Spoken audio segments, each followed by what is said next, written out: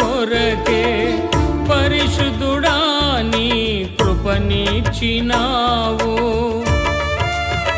వారు శిష్యుల యొద్దకు వచ్చి వారి చుట్టూ బహుజనులు కూడినటియు శాస్త్రులు వారితో తర్కించుటయు చూచిరి.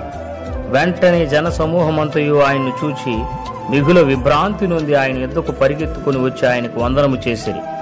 అప్పుడు ఆయన, మీరు దేని గూర్చి వారితో తర్కించుచున్నారని వారిని అడుగ్గా, జన సమూహముల్లో ఒకడు, బోధకుడా, మూగదయ్యము పట్టిన నా కుమారుని నీ యొద్దకు తీసుకొని వచ్చి తిని అది ఎక్కడ వానిని పట్టునో అక్కడ వాణ్ణి పడద్రోయును. అప్పుడు వాడు నురుగు కార్చుకొని పండ్లు కొరుక్కొని మూర్ఛిల్లును. దానిని వెళ్ళగొట్టుడని నీ శిష్యులను అడిగి తిని గాని అది వారి చేత కాలేదని ఆయనతో చెప్పాను. అందుకు ఆయన, విశ్వాసము లేని తరము వారలారా, నేను ఎంతకాలం మీతో నుందును, ఎంతవరకు మిమ్మును సహింతును, వారిని నా యొద్దకు తీసుకొని రండని వారితో చెప్పగా వారు ఆయన యొద్దకు వారిని తీసుకొని వచ్చిరి. దయ్యము ఆయనను చూడగానే వాని విలవిలలాడించెను గనుక వాడు నేలపడి నురుగు కార్చుకొనుచు పొరలాడుచుండెను.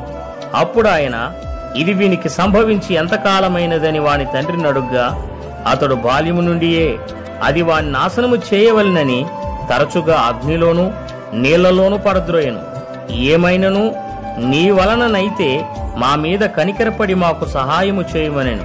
అందుకు యేసు, నమ్ముట నీ వలనైతే నమ్మువానికి సమస్తమును సాధ్యమే అని అతనితో చెప్పాను. వెంటనే ఆ చిన్నవాని తండ్రి, నమ్ముచున్నాను, నాకు అపనమ్మకముండకుండా సహాయము చేయమని బిగ్గరగా చెప్పాను.